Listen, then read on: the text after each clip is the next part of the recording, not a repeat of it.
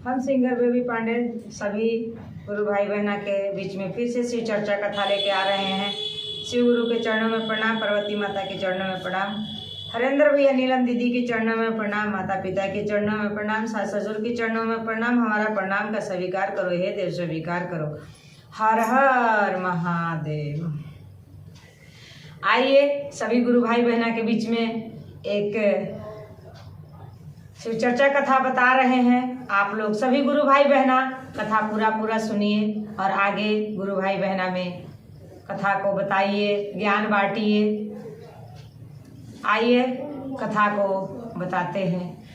एक ब्राह्मण था, बेचारा बहुत गरीब था। रोज अपने जजमान में जाते थे, पूजा पाठ करवाते थे और वहीं से अपना घर परिवार का खर्चा चलाया करते थे। तो जब खर्चा चलाया करते थे तो एक दिन की बात था कि पंडित जी थोड़ा लेट तक सोते रह गए। तो पंडिताइन बोली कि आज जाना नहीं है जजमान के घर में। पंडित जी बोले कि जाएंगे। तो जल्दी जल्दी पंडित जी उठे और नहाए धोआए, पूजा पाठ किए और पंडिताइन पोथी पत्रा संभाल दी और पंडित जी अपना जजमान के घर पूजा पाठ कराने चले गए।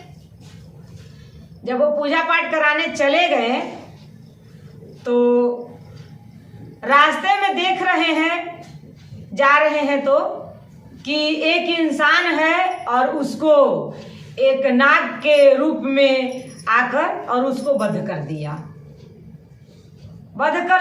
तो पंडित जी देख के डर के मारे आगे बढ़ गए। जब आगे बढ़ गए तो फिर थोड़ा दूर आगे जा रहे हैं तो देख रहे हैं कि एक इंसान को एक त्रिशूल के रूप में आके और वध करके चला गया। जब त्रिशूल के रूप में वध करके चला गया तो पंडित जी वहीं रुक गए और रुक के कहने लग गए कि आप आखिरकार का हो? कभी नाग के रूप में वध कर दे रहे हो तो कभी त्रिशूल के रूप में वध कर दे रहे हो। कहा कि मैं भगवान का भेजा हुआ यमदूत हूं, मैं अलग अलग रूपों में सबको वध करते हैं। ये हमारा भगवान का आज्ञा है जो हम आज्ञा का पालन कर रहे हैं। तो पंडित जी पूछे कि अच्छा ये बताओ कि हमको कौन रूप में वध करे हुए?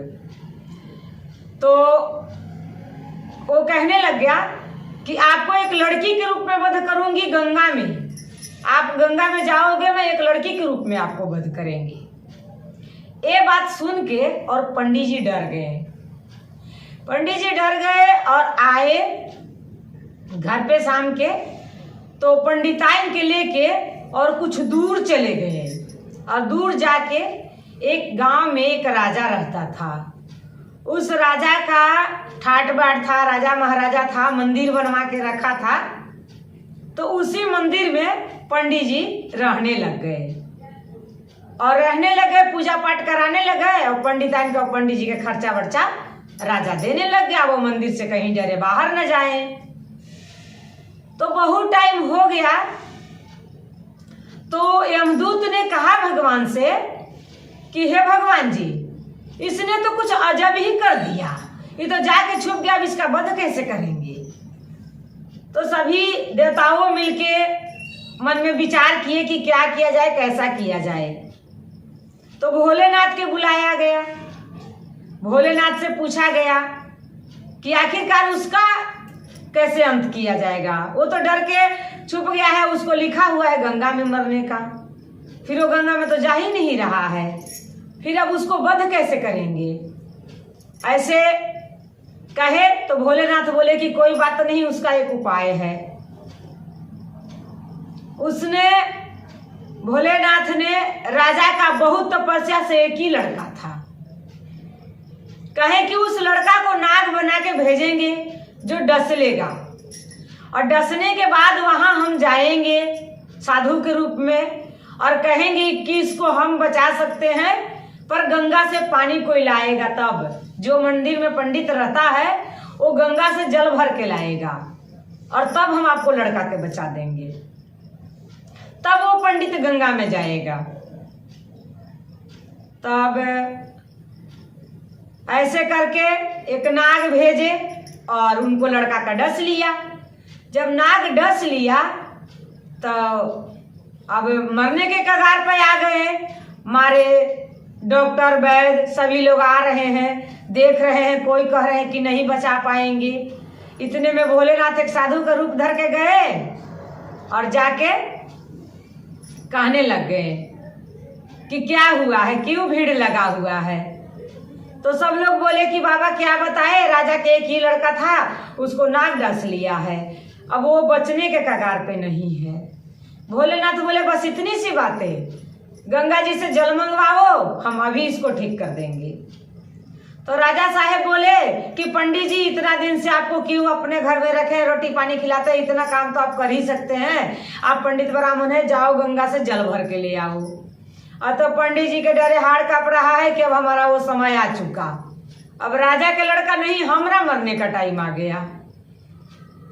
और उसने गए और वही गंगा जी में जब जल भरने लग गए तो वही यमदूत गया और लड़की के रूप में खींच के अंदर समंदर में पंडित जी को मार दिया।